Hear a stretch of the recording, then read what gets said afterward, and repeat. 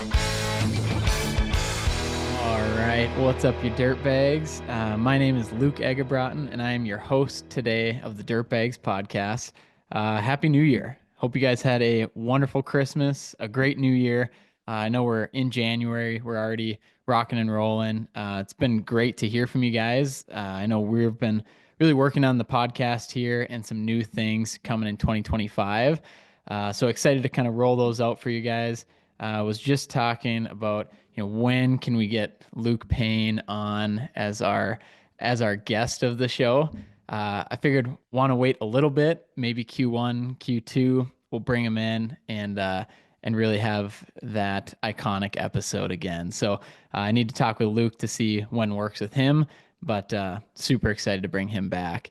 And yeah, I know we're going to do a lot more this year also on goals and goal setting.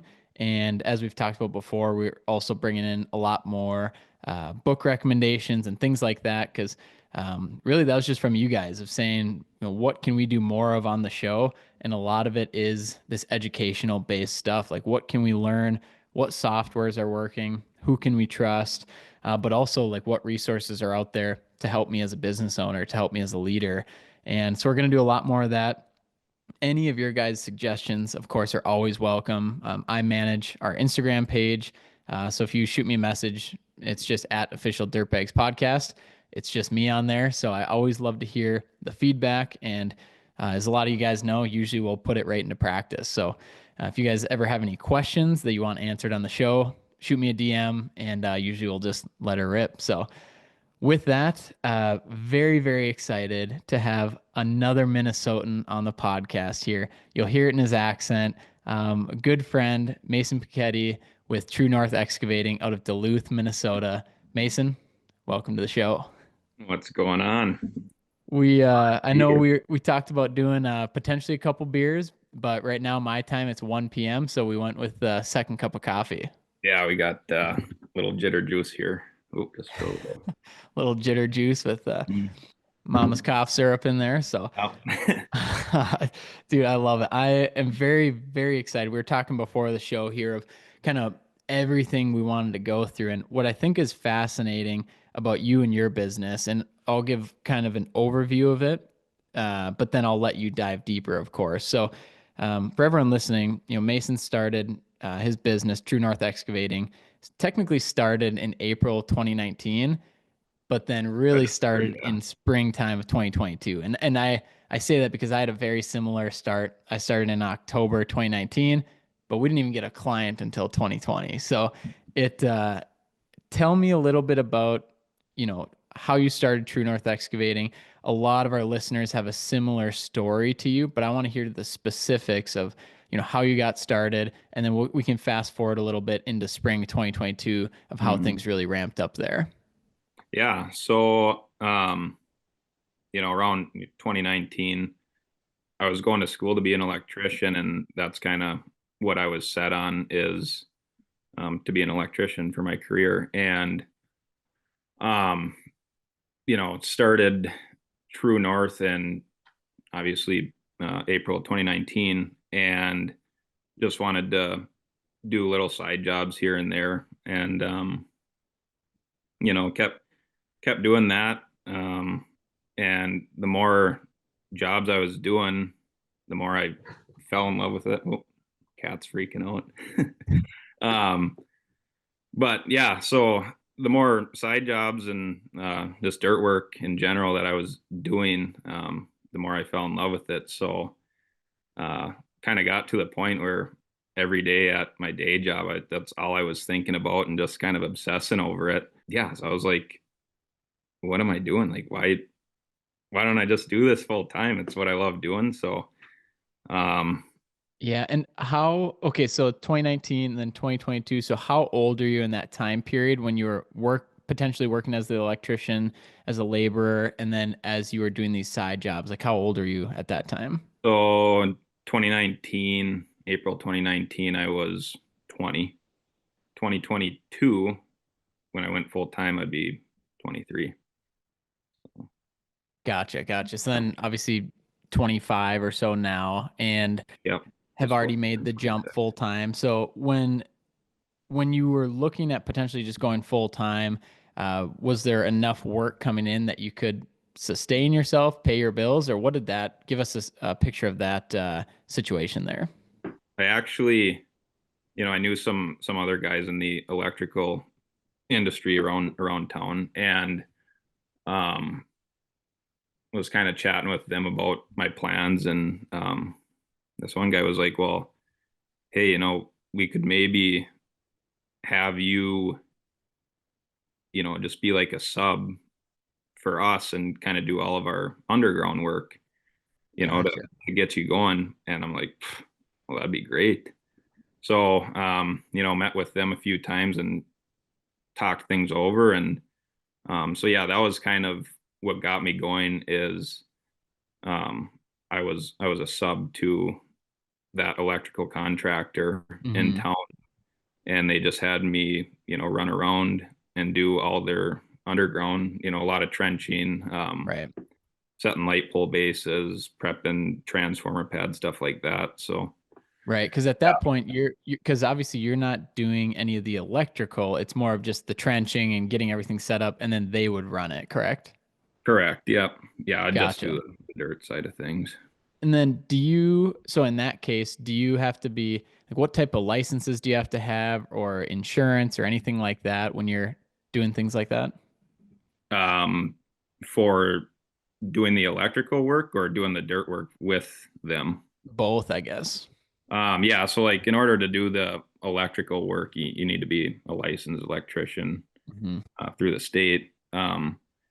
And then as far as the dirt work, I just um, I oh yeah, I forgot to mention that I had to sign with the operating engineers union local 49.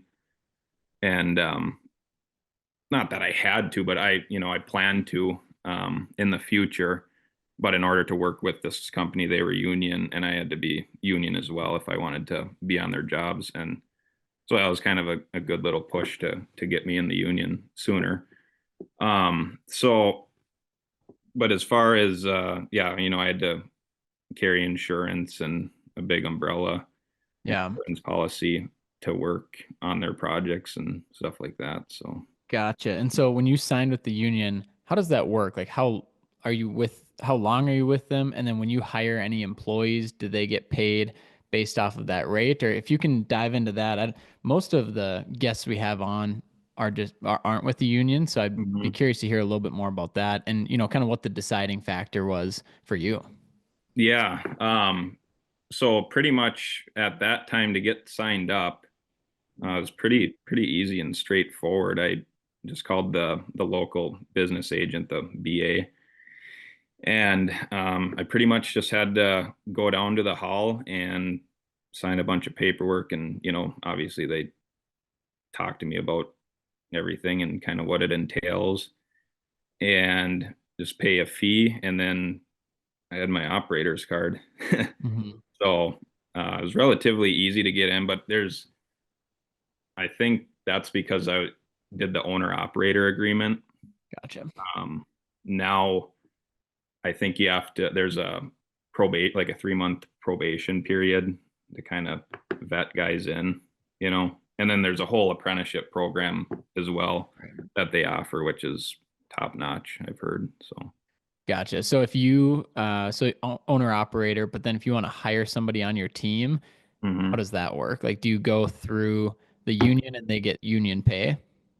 Yep. Yeah. So, if I wanted to hire a guy, I can either, call the union and say, whoever's available, I'll take them, or else the way it worked out in our situation is I knew a guy and I was able to kind of sponsor him to get into the union.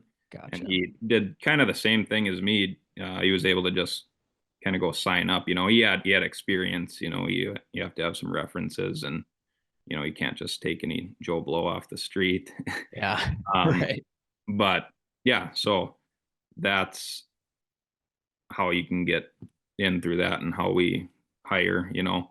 I have only had to call the union one time for to get a guy, and they, send them out. The rest of them have just kind of been like, I kind of know them mutually and Gotcha. kind of sponsor them to get in. So Gotcha. So yeah, it's definitely a little bit different. And then do you Duluth, Minnesota, of course, very yeah, cold in the winter, very hilly as well, very yeah, rocky. Rocky Uh, Clay.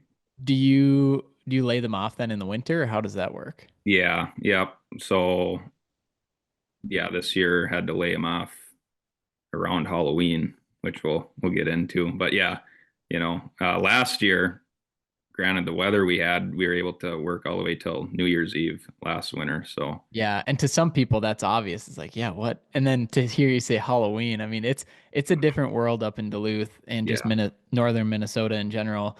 And Olivia and I actually got married in Silver Bay, which is right outside of Duluth. And if you guys Mhm. have never been to that area, the Duluth area, it is insanely gorgeous. It's right Yeah, on Lake Superior there. Two harbors, like driving up there. yeah, Just some of the most incredible camping and hiking and just outdoors. So to work there and to have a business there, especially in like your line of work, I believe you also do a lot of like shoreline work too and riprap and yeah. things like that too. Hmm. Yeah, we actually did a project for the city last year and another one this year, right along the shoreline of Lake Superior. It was unreal. Like literally every day we had this entire view of Lake Superior every single day. It was cool. And that's incredible. And so, not to bounce back to this, but so you mentioned laying off in the winter. So does that mean you're not doing snow removal? Yeah, no, we not much. I do like two other accounts, Sure. just myself. But yeah, thinking about getting more into the snow removal game eventually, Yeah. kind of keep things flowing. It's amazing. I have so much respect for the snow removal industry, and obviously in the excavation world, it's very common to do both, but I think some people that don't do snow don't realize that it is a totally separate animal, like totally separate business. And it is Yeah. like when it comes to the equipment and just the softwares and what you need to know, it's a beast. And Oh so God, yeah. like what you're doing is just making sure that you're ready to rock for that and like ready to roll, I think is smart. But at the same time too, like you guys in this industry have the equipment to do it typically. Hmm. It's just you Yeah. need a lot of additives to get it done right. Right. Yeah. Yeah. I mean, eventually I'd love to, I wish I could keep the guys busy all year long right now, but it's just not really in the cards at this Yeah. point where we're at. But eventually I'd love to keep them busy all year long. Right. So let's take a look at 2022 we started. Fast forward to today, we're getting into a lot of some bigger work as well. So um, you've done kind of a mix, residential, commercial, some bigger work, some city work, it sounds like, and just Mm, a bunch of different things. So if you could just kind of unpack maybe the differences that you've noticed in the two, and maybe just some pros and cons that you've seen, and kind of how you got to this point of doing some of this commercial work as well. yeah. So, residential um, is a lot more like, personable. Obviously, you're dealing directly with the homeowner, and you know, you can get paid up front for, I mean, I've some people have paid us for 100% before we've even started. So Yeah, that's that's huge. nice. And You don't get that in that no, commercial. that doesn't happen all the time. But a lot of times you get 50% down and then they'll pay a rate when you get done with the project. So that's huge for cash flow. Um, and yeah, and then compared to commercial, sometimes you're out 30, 60, 90 days. Fortunately, we have only had to go out about 45 days was probably the Okay. longest on Is the that commercial something side of that things. is that their terms, or is that something you negotiate? Is that something you talk about, or how does that work usually with payment Yeah, terms? it's typically just like the GC's terms, and like you mentioned, do you negotiate that? And that's something that I haven't done yet, but I've been hearing a lot more about it, like on these podcasts and stuff, and that's something that I'm going to try and leverage, Yeah. And here.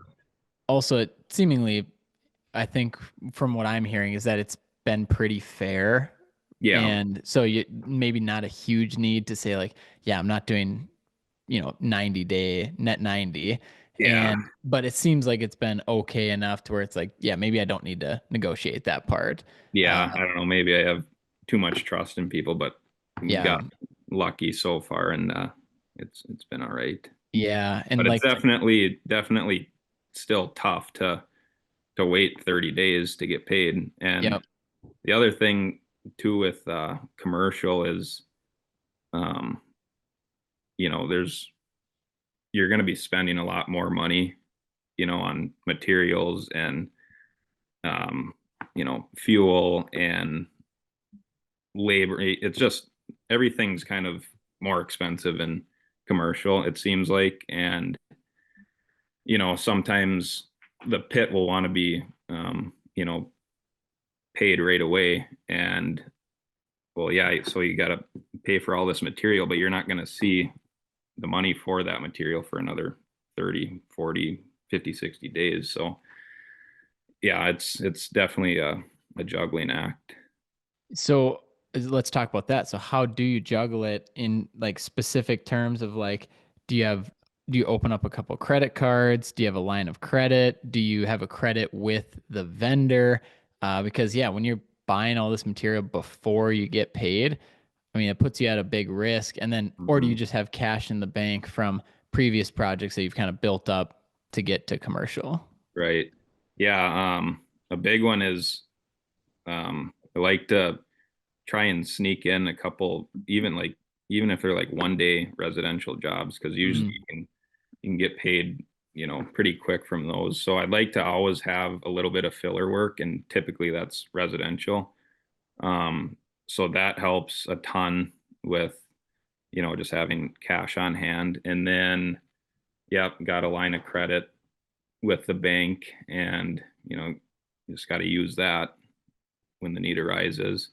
And And then, when it comes to the line of credit, so you walked into your bank, you said, "Can I open a line of credit or can I get a line of credit?" And then did they give it to you right away or how was that process? And then how much did they approve for and has that gone up over time? yeah, yeah, I pretty much just walked in there and just said, hey, getting to the point to where, I can't front everything, and Right. I need a line of credit. So you just kind of tell the bank what's going on, and, the reason why you need it. And then they ask for all the financials and P&Ls and the whole works. And if everything works, so, you get approved. And I think the first time I applied, I was like, I need like 15 grand or whatever.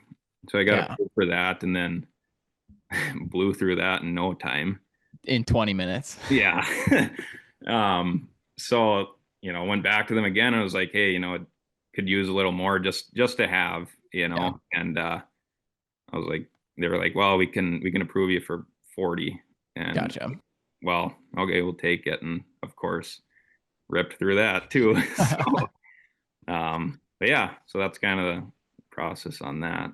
Yeah. And then is it one of those things where you're only trying to use it when you need it and then pay it back right away, of course, but Yeah. not using it for like future investments or future purchases or things like that? It's more for like work that's already been sold.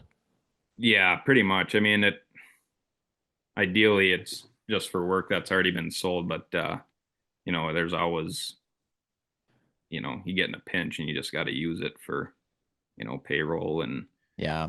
making equipment payments and whatever. So yeah, it's just to kind of keep operations flowing. Right. And I'd when it like comes, to I'd like to use it, for just specific things where I know I'm gonna get paid, but I'm not super organized I got to get better at that. But Yeah, and also you're getting there too because you're only a few years in business, really. And so it's just kind of one step at a time, one thing at a time. And we were talking about this before we started recording, but you're 25 and I'm 29 and we just have big, big, big goals and dreams and missions. And it's like sometimes you need to slow down a little bit and take like the next step up and then the yeah, next step. And also, you mentioned this too, is like appreciate what you've built and appreciate some of the fruits that have come from it. You don't want to stop there for a whole year and appreciate, and just stand still, but also being aware of what a blessing it's been to be able to do some of this. yeah, for sure. That's I think last year I was, or yeah, this season we just came off of, I was so just kind of stuck in the mindset of, oh, I need to get that next bigger job. I want this newer piece of equipment. I want this, I want that. I can't wait until we're at this point. And like, I never stopped to smell the roses. And, this last month, I've really taken a look around and I'm like, geez, like, look at what I got here. I've got a picture in my phone from 2018 and it was a triaxle dump truck with a tag trailer and a cat skiddy and a cat mini on there.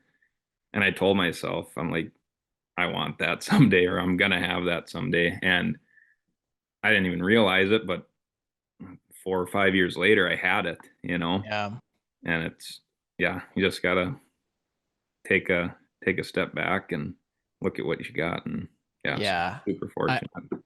I love looking at old pictures and I think that's a good reminder too to keep taking pictures of like you and I were talking about this like this we're in our office right now both of us but it's our house and Yeah. so it's like just taking it with a grain of salt like appreciating where you're at and like taking some pictures just because it's like this is a fun chapter of the business. You're probably not always going to be in your house like as your office, but it's so fun to look back then and see like, oh, the garage where I used to work or that detached garage in Omaha, which is Hmm. very cold where I used to work and all these different things. And so, but then it also helps you see like, man, what I wanted, I blew right past that. And like, I didn't even realize I got it. And then I Hmm. just kept wanting more. So, it's the blessing and the curse of being an entrepreneur of wanting, and I think you have to have that mentality of just you got to blaze a trail, you got to Yeah. go,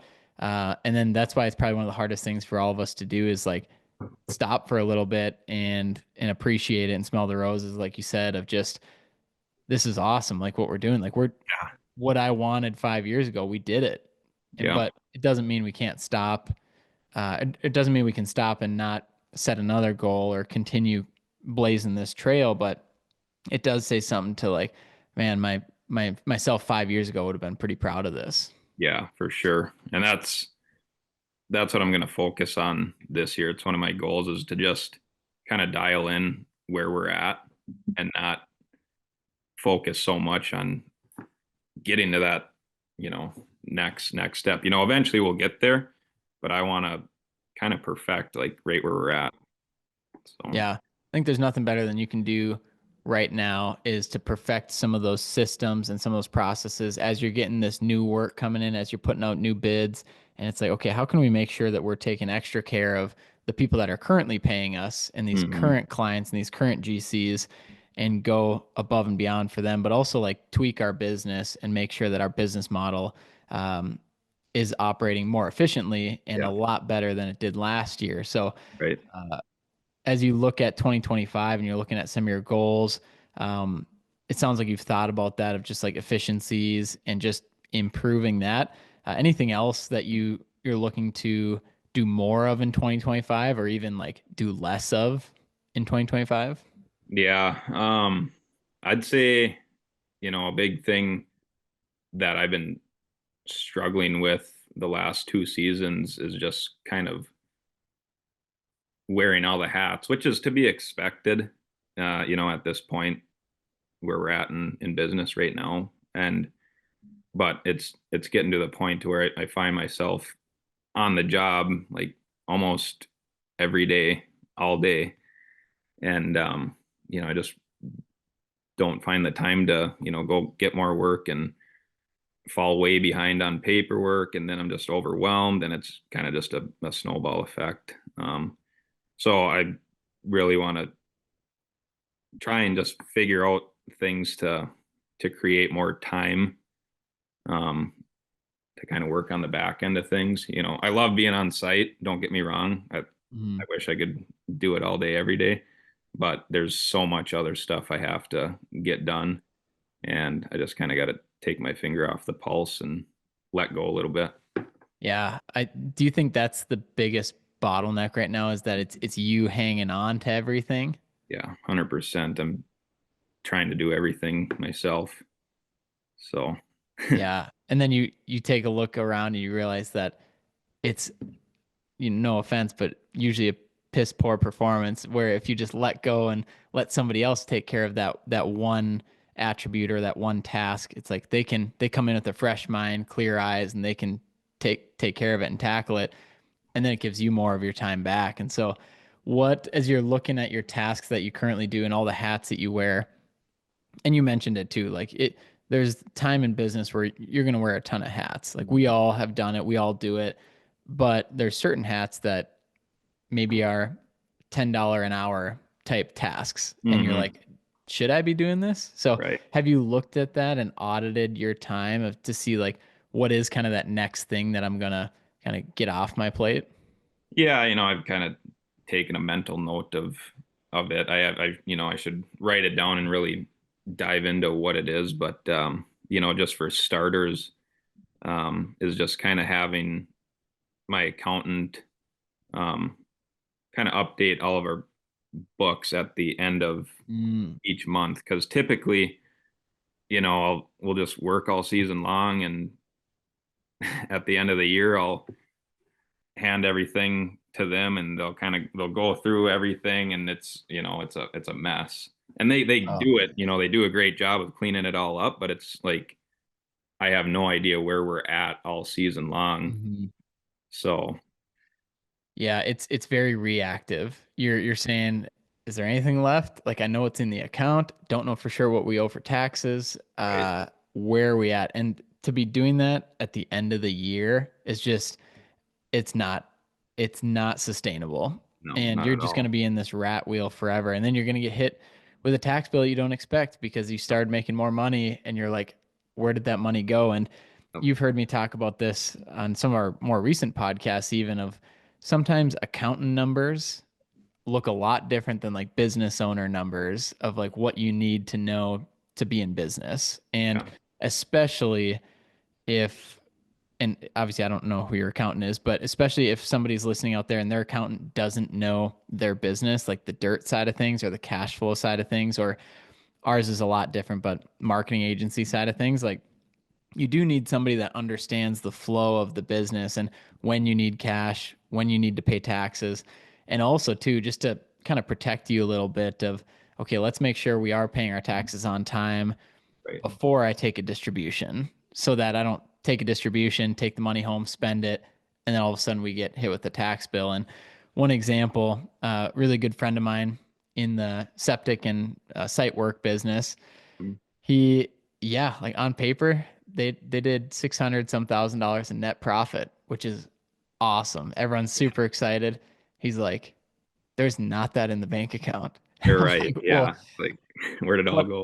what happened to it? And he's like, I don't know. It's just that's what the number says on QuickBooks. That is not what's in the bank account. And hmm so to your point of just turning it in and hoping that it gets cleaned up and then let me know what I owe and then see what's left over and we'll take that for Christmas bonuses and stuff. It's Yep. just not a good way to run a business. So how can we be proactive, obviously do quarterly tax payments, stay on top of this stuff so that you as the business owner can say, okay, if we need a new piece of equipment, like where are we at with our Yeah. numbers? Where are we at with our Right. finances? Where are we at with our payments and our equity and our other machines too? And hmm just knowing kind of where you stand and all that. But it's just that one extra hat that might be nice to kind of get off your head at this point. Yeah. Yeah. And then just, yeah, finding the time to go do things like that. meet up with the accountant and go over everything each month. Um, yeah, and I I'm trying to think what else. I will say too, to your point, and to probably a lot of people listening. So we did this, and I'm also kind of protecting the accountants out there because they're doing their job and they're doing it well. Yeah, And 100%. what our job is as a business owner is to also hold them accountable. So what I did is I went to our guy and I said, "Hey Gabe, like instead of meeting once a quarter, like can we meet twice a month? It just helps so much more with like being on the same page. But then our meetings go from an hour and 15 minutes to 20 minutes because we meet, we go over our accounts receivables, go over our tax plan, go over everything, go over payroll. But then in 2 weeks we meet again, and so it's more of a proactive strategy, More and caught up. And, and we're also not kind of wasting each other's time of like, hey, how's business going? How did the last 12 months go? mhm. And it's like you can't even explain what happened in 12 months in Right. an hour. Yeah. And doing it that way, meeting a couple times a month, you go into it so much more confident and Hmm. knowing that you have a good grasp on what's going on. Like, when I'd meet them at the end of the year, I'd just dread it because I'm like,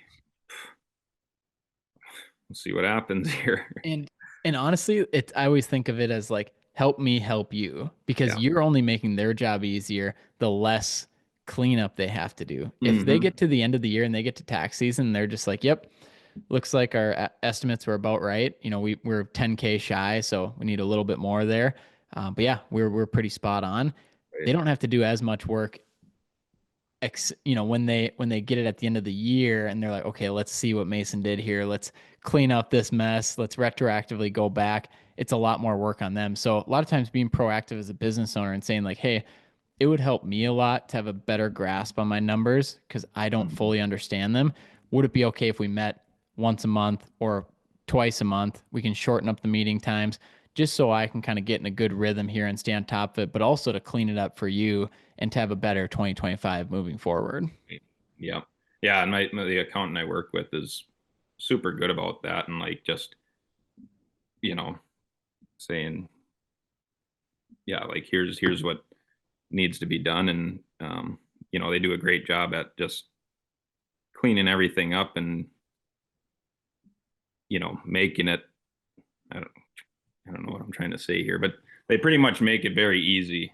Yeah. Me, you know, they're not like, well, yeah, you're kind of screwed. And they're like, what, no, this is fine. We'll clean it up and Yeah. I'll be Yeah. They're good. really working with you, which is all Yeah. that you really want to ask for. Is just like, just work with me, be a human. Yeah. You don't want that cold transactional relationship, especially when it comes to taxes, because I think that's how you get screwed over pretty quickly. Yeah. So, um, when it comes to year one, year two, and year three, walk me through those years because I believe when we were talking, you said year one actually went really well, which Hmm. I feel like is pretty rare for people. So Yeah. walk me through year one, what went well, why did it go well, and then year two and year three as well. Yeah. So year one, like I was talking about, I had, that account with that electrical contractor doing all their underground work. And um they never really were like, yeah, we got a full season for you, but fortunately they kept me busy, Right. probably 85% of that season. And I was just a one man show that year, pretty low overhead. And so yeah, things went well year one, and kind of mixed in some other little projects in between the electrical stuff. And then let's see here, the end of year one, or it was like September time, I had a 2 week trip planned out Yeah. to Colorado. And I was like, well, shit, I gotta, I gotta keep things rolling here. So I kind of got to Right. hire someone. And I didn't really have any intentions of hiring anyone yet. First year I was just gonna like, just do this one man show, see how it goes first year. And uh fortunately this trip kind of put me in a position to like, okay, you gotta hire someone now. So um knew a guy mutually, and he was working for another outfit and kind of wanted to another dirt outfit and wanted to get out of there. And so it kind of worked out perfect. And I was like, hey, I've got this trip planned. Do you feel comfortable kind of running the show for a few weeks? He's like, yeah. Sure. So uh, That's awesome. like a week before I left for the trip, um, hired him on, kind of showed him the ropes, what we do, what goes on, and handed him the keys. I was like, here you go. Call me with any questions. And I felt super comfortable leaving him, and he felt comfortable as well. Um, I wouldn't just, be like, oh yeah, here you go. It's all yours. But so anyway, that went super well. Over those 2 weeks, he did great and ended up keeping him on the rest of the fall, till about early November. Then had to lay him off when things slowed down. But so then, yeah, that was year one. Um, Things went well. Like I said, I had low overhead, and it Mhm. was just me for 90% of the season. So didn't have a lot in payroll or payroll tax. And you got to take a 2 week vacation, which Yeah, yeah, that's geez. crazy. Oh man. Um, yeah, it was a great time, but probably should have stayed back. No, Hey, whatever. it's all right. Yeah. So then year two, this would be 2023. Um, told them, hey, I'd love to have you come back in the spring and keep you on full time all summer long. And just spent the winter uh, bidding a bunch of smaller commercial projects, and um, ended up getting one of them. And it was kind of a unique project. It was for the DNR, and it was quite a ways out of town. Um, so I wasn't used to traveling that far, Right. and first commercial job, with the GC and everything. And I was like, oh, see how it goes. How So far out of town are you talking? about 2 hours. Yeah, that's that's definitely out of town. Yeah. Yeah. So I was like, well, what do we got to lose? Might as well try it. Sure. You're in year two. Kind of- Why not? yeah, I was kind of just bidding whatever I could, within reason. Sure. And so got this project, and we started it in the spring. I was like mid-May, I think. Hmm. And we got there, and so I'll kind of back up. So the project is the DNR wanted to build this structure over the spring pond that feeds Hmm. this fish hatchery. And it's kind of crazy, but they basically wanted to build this pole building over this pond to keep the sediment out. And Wow. yeah, so is and the site where it sat was kind of it's a huge pain. So it's not a very big pond, and right on the side of it is like this 40-foot bank, and then on surrounded by trees that they didn't want taken down. They wanted to leave them all intact. Just enough room to like get a medium-sized excavator in there. And it's wet because it's a spring pond. Right. So I kind of figured it'd be wet and everything, and we started tearing into it, and all of a sudden the ground just starts pumping water like no other, like almost geysering, you know. And we talked about some dewatering methods and stuff, and they're like, Yeah. well, we don't want to run the risk of like permanently cutting off the spring, however that works, with aquifers and that whole deal. So they ended up shutting the project down and kind of going back to the drawing board, and it's still on hold to this day. Really? That So was in yeah, 2023 summer.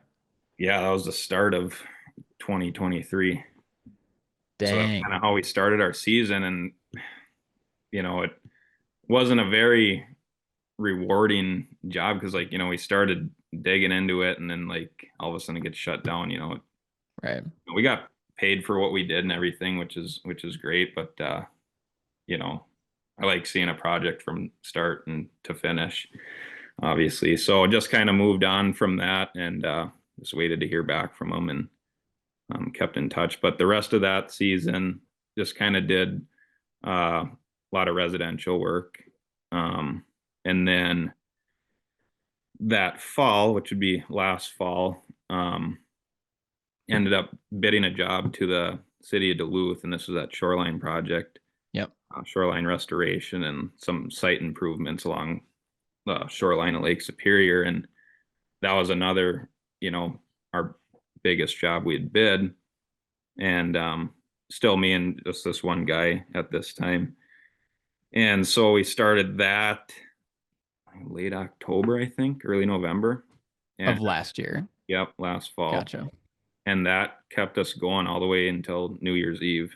Granted, the weather we had last winter. So yeah, Open cab. Just yeah, yeah, tan and lotion on and everything. No. Um, so yeah, we that kept us going, you know, super late in the season, which is great. And the project went super well. And yeah, just kind of gave me the confidence of, hey, we can do these bigger projects, no problem. Just got to go do it. But so yeah, that was 2023. Overall a good year. And then coming into this spring of 2024, started the season out, getting all the trucks and trailers, DOT inspected right. For the season, and ended up being like 20 grand worth of repairs that needed to be done. We have an older dump truck and just needed a lot of work and, um, rusty shit on the Yeah. trailers. And so, yeah, getting smacked with the $20,000 bill at the start of the season before there's any jobs going Right. was kind of rough. And then we had a ton of rain. I think it was like the end of May, early June. And there was like a little window at the beginning of June when we were like actually able to start. So we didn't really start until, Halfway through the year. yeah. So yeah, super late start, and had enough work lined up for like, a month and a half, 2 months. And did another smaller commercial project, but that was like a full site work job, footings, grading, utilities, Mm-hmm. the whole works. And that went well, smooth. It was like a perfect intro commercial job for Right. us at this point. So yeah, that was probably the highlight job of this year. And then just kind of little stuff here and there. And things started to slow down into the fall, and I put out a lot of bids, or as many as I could, and just, maybe it was because of the election, whatever, but nothing really happened with any of them. And we were we wrapped up right around Halloween. Wow. So yeah, we had a super late start and a super early end. And When you say you wrapped up around Halloween, was it because of the work or because of the weather or both? because of the work, Yeah. yeah, there were a That's couple other small like day and a half jobs that trickled in after that, like into November, that we did. But yeah, other than that, that was it for the season. Yeah, it's pretty crazy. I mean, we've seen a lot of similarities, I would say, this year, especially around that time period. And, um, it's there's a lot of variables you could look at, but like you said, it's tough to point at one thing or another. And I think a lot of projects were on hold, and Mhm. you just hope they open back up. But really, you got to do your job like you did and sending out the bids and following up and touching base. And Mhm. at the end of the day, it comes to a point where it's like, yeah, you either get it or you don't, and you're either on Right. site doing the work or you're not. And Yeah. but also like how can you set up your business to make sure that if you do have a season like that, how can you not let it completely close down your business? Right. Yeah. So and another thing I did towards the end of the season is hired an apprentice as well. So I had a journeyman operator and a apprentice operator. Um, just kind of tried to do that to help take some off my plate so I could spend more Hmm. time bidding and take caring of take taking care of all that sort of stuff. And I was able to put out quite a few bids, because of that. But again, we didn't really hear back. We got a couple of them, but nothing crazy. Um, so yeah. But the other thing too is so I had two guys going, but I still found myself on the job a lot Yeah. more than I kind of expected I would after hiring another guy. And then that I think that just falls on me. I need to take my finger off the pulse and let go a little bit. Yeah, I think it kind of shines the light on what the problem actually is. Like when you, Mhm. okay, we hired the next guy, he's here, they're on site. Why am I here more than I ever have been? And of course, you as the owner can blame them. You can say, well, they did this wrong. I have to check all their work. I have to do it again. I have to do it twice. But at the end of the day, like, are you setting them up for success as well? Can they step by step know what to do and maybe not right away, but what is the Mhm. plan to get them there so that you can pull yourself out? Because then if you're still there and you still have the same amount of hats, but you have double the payroll. Yeah. So it was a good learning experience. I really enjoyed it. Things do go better with, you know, a two-man, For three-man sure. crew. But yeah, and I think part of it is too, all three of us we have experience, but it was with this commercial job, we are kind of new to that whole game. And I wanted everything to be perfect and make sure Yeah. stuff was getting done right. And, so that's why I think I spent more time on site than I should have. But, Yeah, but that's also a good point because as we're talking about, removing yourself, you also don't want to remove yourself to the point of the quality dropping so right. much that you're never going to get a job like that again. Hmm. Yeah, So for sure. kind of taking those with like, okay, I know I'm going to be here a lot more, but we need to make sure this goes very well. And then maybe on the second, third, or fourth one, as your guys and your team are really going, then you can start to pull yourself back maybe an hour a week at a time instead of like a full day. Right. Yeah.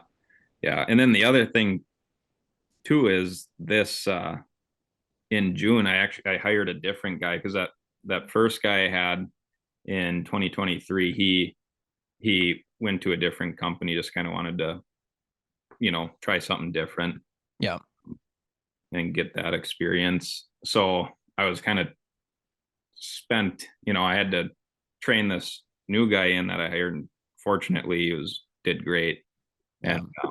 but so it was a lot of and then training the apprentice.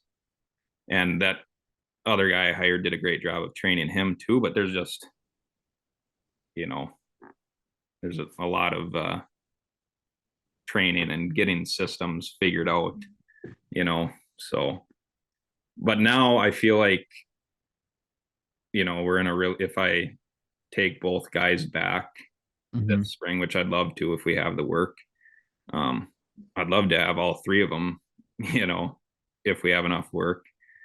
But I feel like we're in a really good spot of, how everything, needs to be ran and what we do, where everything's at. We've got all the equipment we need to do the type of work that we're doing right now.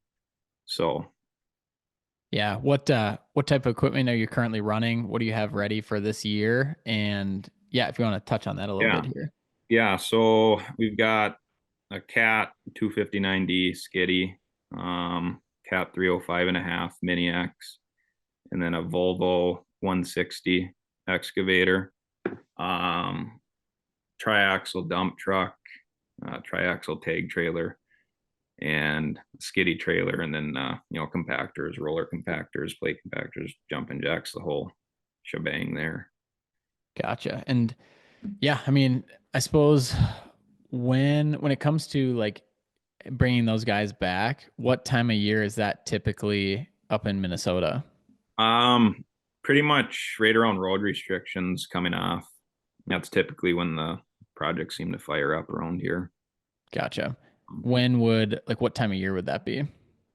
Usually about early to mid May, sometimes Hmm. earlier, sometimes later, but that's Yeah. the center point there. Yeah. Believe it or not, there's some people listening that don't know what road restrictions are or work all year and they're like, wait, what do you mean they wait till Yeah, May? right. Yeah, it'd be sweet to work all year long, and that's kind of what I'm trying to do now since we had such a short year. This year is just trying to diversify a little bit and find different avenues of what we could do in the winter. Yeah. What type of avenues have you found to diversify? Because you're right. I mean, you talk about a Halloween to May and you're like, well, that's bigger than our on season. Yeah, So what have you found? What are you looking at? If you can throw some ideas out there. yeah. You know, the main ones would be land clearing. We Hmm. can do that with the equipment we got right now. Um, so and kind of just tree work in general. We got chainsaws and stuff like that, and Yeah. grapples and the whole works there. But so yeah, tree work and land clearing would, you know, be a good avenue to get down, just kind of looking for the work right now. And there are a couple um, jobs out there that I'm bidding that entail that line. And then a little bit of snow removal. Like I said, I do a couple of Right. counts. And then I've heard of guys digging ponds in the winter as well. Hmm. So if that pops up, give that Would a it just shot. would it just be kind of like a layer at a time? Is that the reason you can do it Yeah, in? I mean, once you get through the frost and then kind of keep at it, Gotcha. the pond should be able to get her done, no problem. Any demolition work in the winter? That's another thing too. Yeah, we always are looking for demolition. We've done a couple demolition jobs, but it's all been during the warmer months. Yeah, I feel like that's a funny conversation I actually just had today with Nick Decker with Decker's Land Solutions. He's a good friend and a client of ours, and we were talking about that. He just sold a job, and it's like the perfect winter job. It was, I Yeah, think it was a bunch of trees coming down, a demo job, clear everything out, and he's up in New York. And it's funny because you're like, oh, perfect. This is great for January, right. except for some reason it's 55 degrees right now there. And so he's like, shit, yeah, like I can't go yet, like because it's just gonna make an absolute mess. So he's Yeah, funny enough waiting for the ground to freeze because they've gotten so much snow. So it's that type of work seemingly is pretty good. yeah, Demo, land management, land clearing stuff. Um, but you can't have it all, I guess, because then when it's warm, you're like, damn it. yeah. Of course, can't win them all. Uh, I see. Looks like the Western boys got a pretty big demo project, eh? Yeah, they've been crushing it, dude. I Yeah, That's why I really want to get Luke on here to dive into some of these projects because he's so busy. And I was actually just talking to Cole today, Cole Anderson, his hmm partner, hmm about some other things, but I don't get to just go back and forth with them on these projects and like just talk shop unless yeah, we're on the podcast. So that would be a fun one to see just kind of more of what they've been doing. And it's been fascinating to see Western excavation just blow up. blow up, Yeah. but also it's not a surprise. Like they found a great opportunity in a great city hmm that I would say needed like an additional contractor to come out there and do good work. And then you look at Cole and Luke and just the type of guys they are. And then you look at their crew as well and who they have. It's like, why not them? You know what I Yeah. mean? And once you get past, the early stages, like, oh, they're so young, they can't do it. And then all of a sudden you get past that, you're like, these guys are studs. Their team, Yeah. their equipment, everything. And then you're like, well, I need the project done. These guys are who I'm going with. So it's been really cool to, be following that since the beginning of, when Luke and I started our businesses very similar. It was, Yeah. you started in 2019, I started in 2019, he started Black Iron in 2018. And so we're all just like growing together. And it's been Yeah. really fun to talk to people like you, talk to people like Luke, and just, we're not done after this year. You Right. know, Luke's 27 or 28, I'm 29, you're 25. Like we have many, many years ahead. And I think I love this quote. I think I've said it before on the podcast, but you just made me think of it again. I think it's John Shahidi said, life is long instead of life is short. And so many Hmm. people look at life as short, which I get why. But what he says it as is like life is long, meaning like business. And so when you're talking to people and the way you treat people and the way you treat general contractors or clients or whoever, it doesn't all have to happen today or this Right. year or in 2025. Like a lot of times it's like setting a good foundation for the next year and the next year and the next 10 years, the next 20 years. And I think that's such a good aspect for an entrepreneur to have, or such a good trait, is that delayed gratification. And I think Mhm. if you start looking at it like that, and obviously you say it, take it with a grain of salt because you still want to be absolutely grateful for every single day and every moment that you have. Yeah. But at the end of the day, too, you're not going to have everything you want or need today Right. or this year or in the short term. So I think planning your business for the long term, that's why I love that quote so much because it goes against the grain. And Right. I think for people that, aren't business owners, it might be tough to grasp that of like, life is long. Hmm. Yeah. Yeah. It's just like that stop and smell the roses type deal. Same thing. Like gotta gotta back off on the instant gratification and just realize things are gonna fall into place. Yeah. And we all have big goals, right? And Yeah. it's like we're all going to get there, but to break that big goal up into like, okay, what's our goal this quarter? What's our goal Hmm. this month? What's our goal this week? What's our goal today? Yeah. And you start to realize like, oh, it's not just going to happen at the end of the year. Like when you turn in your P&L to your account, it's not just going to a bunch of money going to fall in the bank Right. account. It's like you need to do the habits, the atomic habits, uh, to get there daily, weekly, monthly, yearly, Yeah. and every decade. So since I just brought that up, I guess this is probably a good transition. The One of my favorite books, Atomic Habits, we've talked about before on the show. One of my favorite segments we've been doing is the book recommendations. I love it. I think a lot of people listening have really enjoyed it because it gives a different perspective on like what our guests, if they have a recommendation, if what they've been reading, what they have read in the past. I've got a really good one that I'm kind of midway through right now, and I'm excited to give the full report in one of these episodes. But it's called The Personal MBA. I posted on our story a little bit ago. I forget who wrote it, but essentially, in a nutshell, this book is everything against going to school to get your MBA, which I love. And I went to school, I got a bachelor's degree, but I'm not a huge like university guy. Like I had a lot of fun and everything, but I feel like I can learn so much more by talking to people like you, Yeah. by listening to podcasts, and by putting things into action, and also reading books. And so the personal MBA, it basically gives you the book version of everything you need to know and cuts out the fluff when it comes to business. And I just thought, what a cool concept. So I'm a few chapters in, so I can't give a full report on it, but so far so good. It's a really good book. So if any of you guys end up ordering that, let me know. Let me know what you think as you go through it. But Mason, I'm curious from your perspective, anything you want to give our listeners as far as a recommendation when it comes to books or even podcasts or things that have been a good impact on you. Yeah. So I'm just kind of getting into the book reading game. I've honestly Same.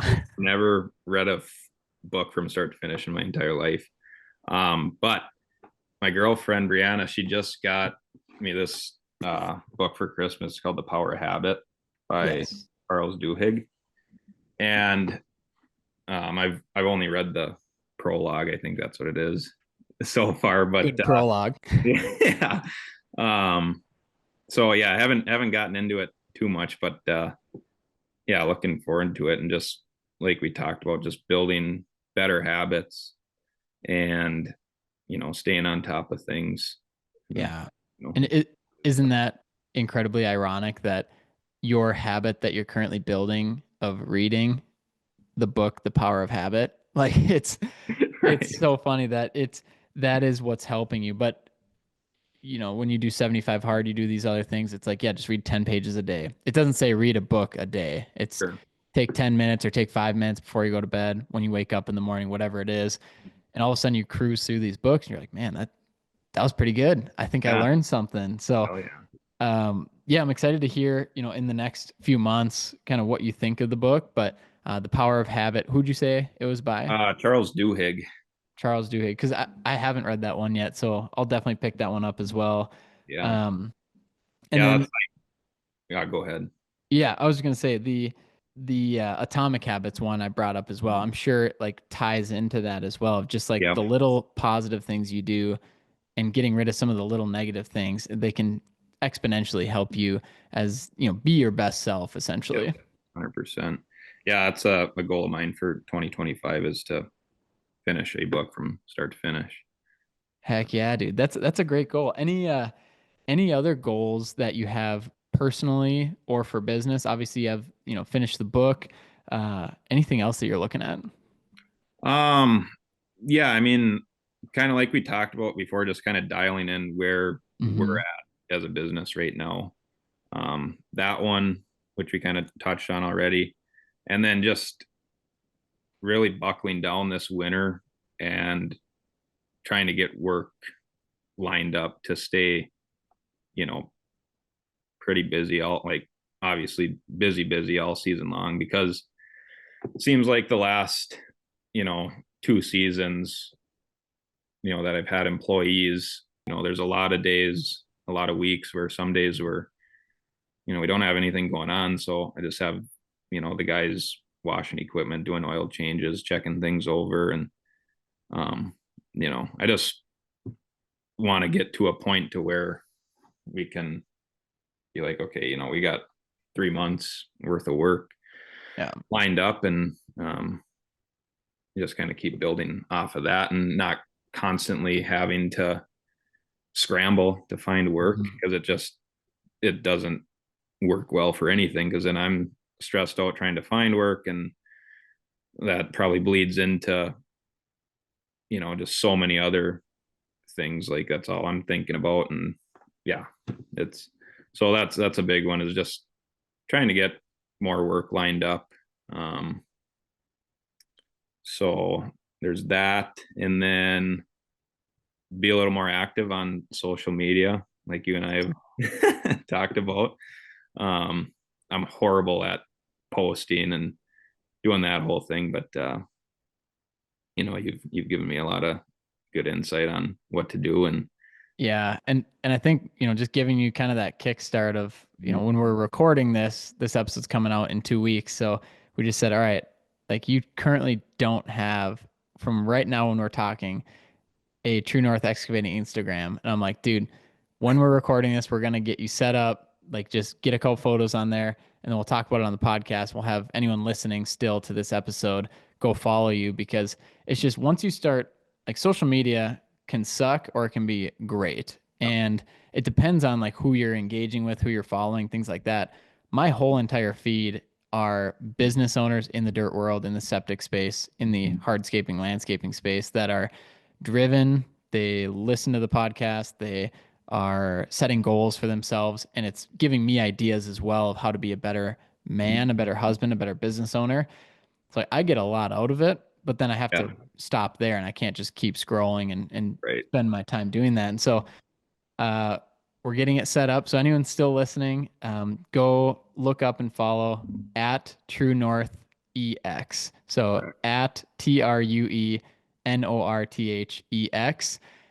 As I'm saying that, it is not set up, but by the time this comes out, it will be set up. We'll put Yeah. Mason to the test here. But yeah, dude, I think that's gonna be awesome. And like it's so cool seeing the community kind of rally together, especially in construction, like a community you wouldn't think would be on Instagram, but at the same time too, got to take everything with a grain of salt because you can't just sit on there all day every day. And so, with everything, there's balance, and you can definitely have too much of something. So, Yeah. uh, It actually, let's see here, like the last month, right before we got this whole deal going, I actually deleted Instagram.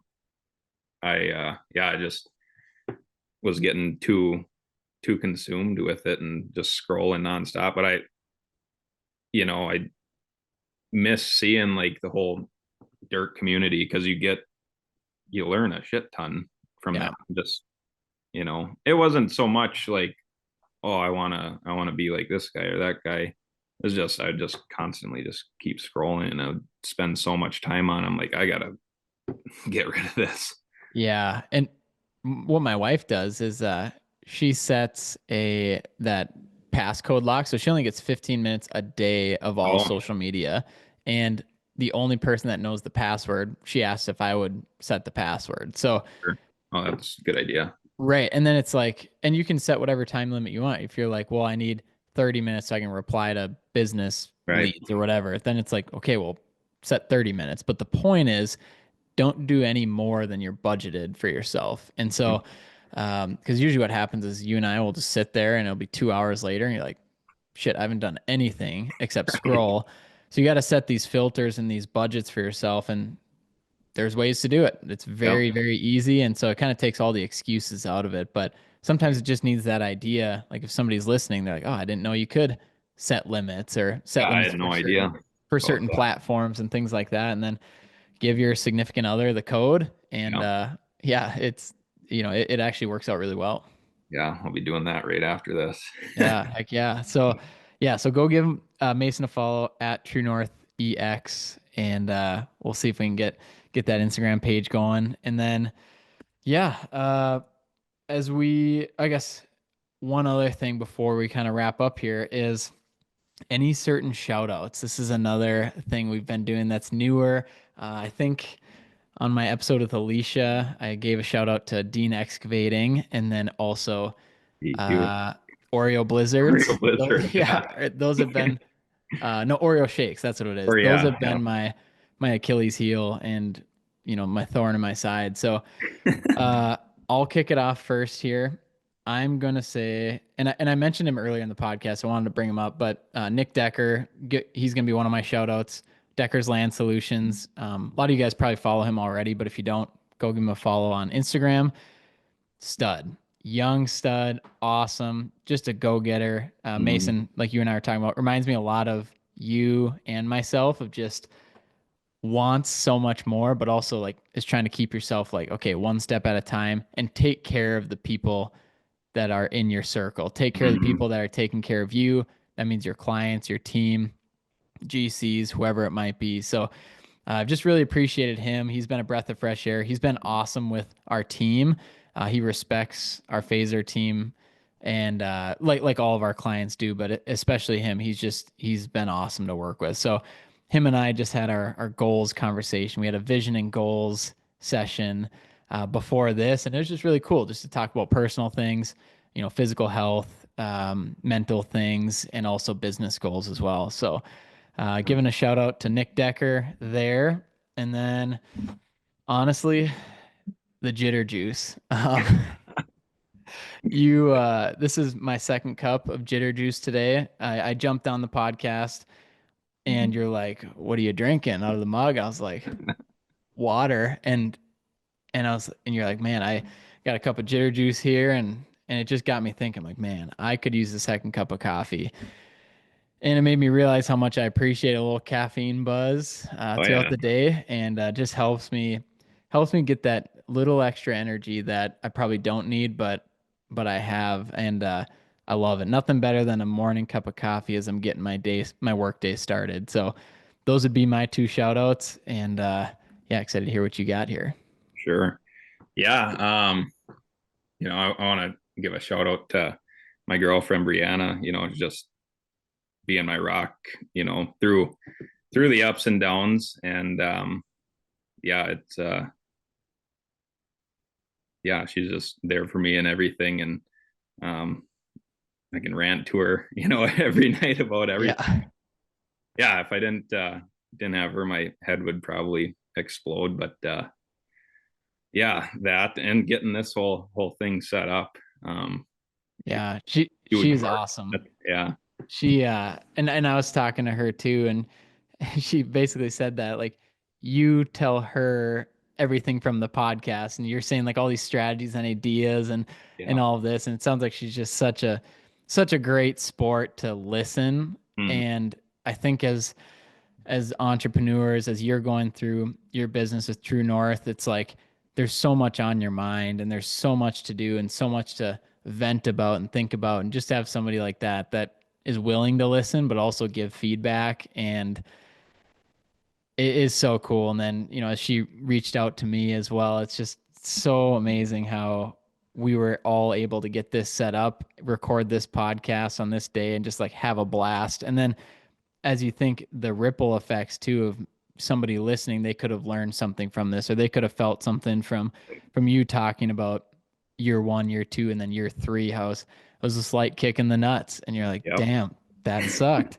And it's just that's what I love about this podcast is getting to talk with people like you and hear more about your side of things because it is truly different than anyone else we get to talk to, and every person has their own story. Right. Yeah.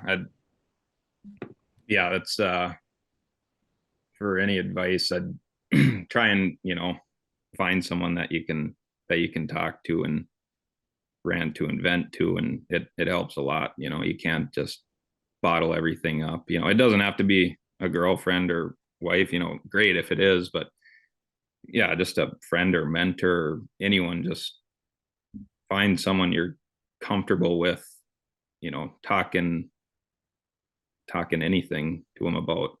It helps a lot, just kind of ease ease things out. Yeah. And Get for that. Yeah. for people listening that are thinking, well, who would that be, or who could that person be for me?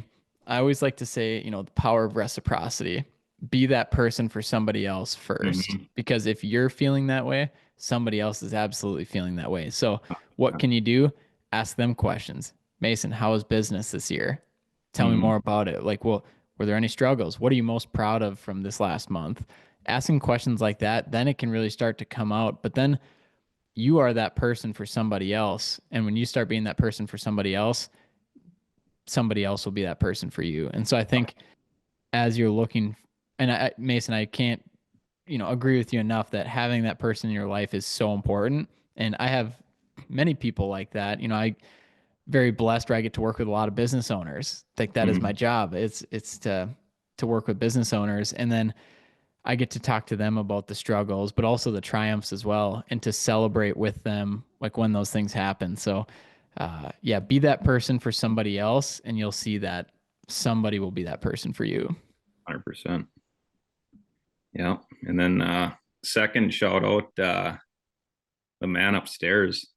Heck yeah. Yeah, I don't think he gets enough light shined on him, and I'm not crazy huge into religion or faith or whatever. I'm working on it, getting better at it. And yeah, every day I you know try to squeeze something in and just talk, Yeah. and yeah, it brings a lot of peace. So that's Yeah. another piece of advice I'd give. I know it you might be nervous to talk about it or show it, but it's helped me a ton. Yeah. And it's really a huge happy birthday, Jesus. Had a Oh big yeah. birthday. And it really is so comforting, but also empowering when you know that our time here on earth is so short and is this little blip in time, but it's also a blessing to be here. And to take it even further, to get to be a business owner, we don't own any of this stuff. We don't own the money, we don't own the equipment, we don't own the business, we don't own this house. We are all a steward of God's resources. And Yep. when you look at it like that, it's like, how can I be the best steward I can be for this, for True North Excavating, for Phaser Marketing, for the Dirtbags podcast? How can I be the best manager of these resources? And essentially, if you're True North Excavating, if we're losing $200,000 every single year, just ask yourself, am I being a good steward of God's resources? Like, Right. probably not. And how can I like improve this? Because that is part of our calling as well, is to be business owners and to continue to work on ourselves to be the best man and husband and potentially father and friend and son and whatever else it is that you and I are. Become a better self, become a better person on this Yeah. earth every single day. And just it is so comforting to know that, Jesus does love you and there is that higher power, and that the best day you've ever had in your entire life on earth doesn't even come close to what you're going to Right. get when you go to Yeah. heaven. Like, that is such a cool feeling. Crazy to think about. Yeah. Yeah, it's been really cool too. Like, as we've talked about it more on the dirt bags, I'd get messages all the time. It's like, dude, thank you for bringing that up. Like, thank you for bringing faith into the podcast, and thank you, obviously, Mason, for bringing that up as well. And it's been something on my heart too. Of, when we go to these trade shows like Con Expo or any of the asphalt ones or septic ones, like, okay, how can I maybe start like a little Bible study before the sessions kick off, or like a 30-minute deal where we all just get together and we just hang out and but bring Jesus into it a little bit. And so, and I know I've talked about a book club as well. So trying to bring more of those real world things into our lives, because we all have these struggles, we all have these positive moments, but really we all have each other, and I think that's a huge benefit for sure. Oh yeah. Yeah. Sick. Well, what you got, any ice fishing going on? Any trips coming up?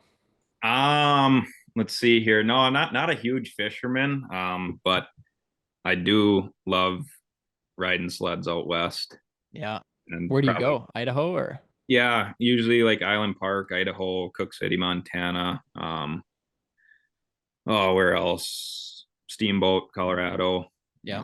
Kind of the typical ones, but it's all good riding. Would love to get up to Revelstoke, Mm-hmm. BC at some point. Kind of seems like the hot spot right now. Yeah. Um, but yeah, yeah. How about you?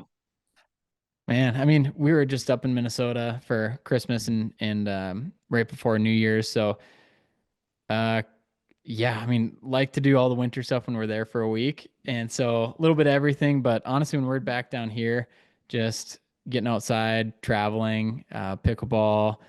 Um, I love to fish. I don't fish enough. And so it's one of those things, probably like all of us. Same thing with hunting. Like, I really like hunting, but I go maybe once every 2 years. And it's like, Oh, damn, it's just not even close to enough. So I think now, as we're building the business in a way that, like, okay, I can be my best self when I'm helping people in the business, but also when I'm working on myself personally.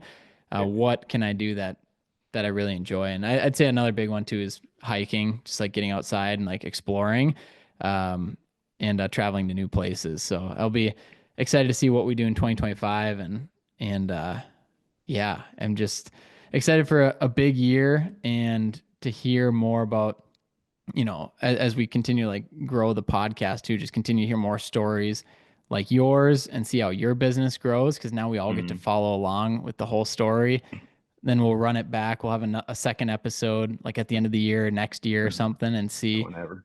like what you thought was going to happen was not even close to what happened Right. for some reason. So it's just, I love doing that as well. And I'd say, I guess last thing on that is just business. Like, I really enjoy business and podcasting and growing businesses, and it's a joy, and it's like so fun to talk to people like you that have a great head on your shoulders. You have a great mindset, but you're also just, like you said, enjoying the road and enjoying the journey.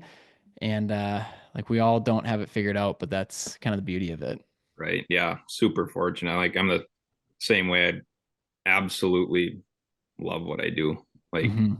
and as cliche as it sounds, like I honestly feel like I haven't worked a day in my life doing this stuff, you know. Um, excited every day just to get after it, you know. There's a lot of good times, a lot of bad times, but Yeah, no matter what, I just love it and keep going. I love it, dude. Well, as we wrap up, for anyone still listening, go give Mason a follow on Instagram at True North EX, and he'll be on there. He'll be active. Shoot him a message if you got this far in the episode. Just tell him that you were listening in, and tell him what you thought of the episode. And then, obviously, if you guys can, like and subscribe if you're watching this on YouTube, and then on Spotify or Apple Podcasts or wherever you're listening to the Dirtbags. If you can give us a review, that would help a ton. So, Mason, thank you so much, dude. I appreciate it a ton. It's always good having a fellow Minnesotan on the show, but excited to have you on the next one. Yeah, thank you a million. Super honored to be here, and yeah, I just pumped with how everything's going. I appreciate it. Absolutely, dude. Well, stay warm up in Duluth, and we'll catch you on the next one. Sounds good. All Later. right. See you guys.